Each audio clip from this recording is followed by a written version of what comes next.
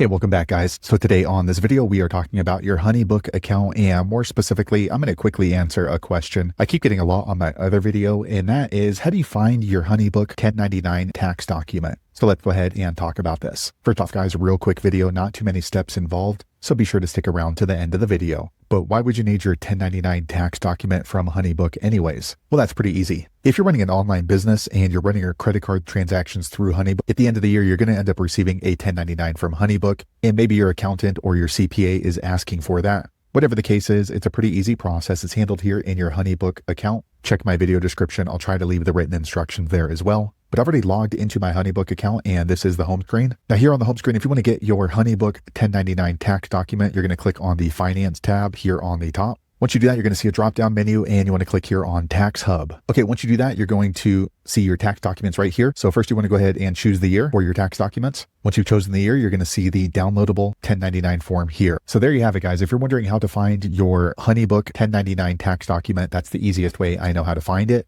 If you know an easier way, be sure to leave a comment below. Let the rest of us know how you did it. Hopefully you found that video useful. If so, click thumbs up, or maybe consider subscribing to my channel, and I hope to see you on the next video. Thanks again for watching.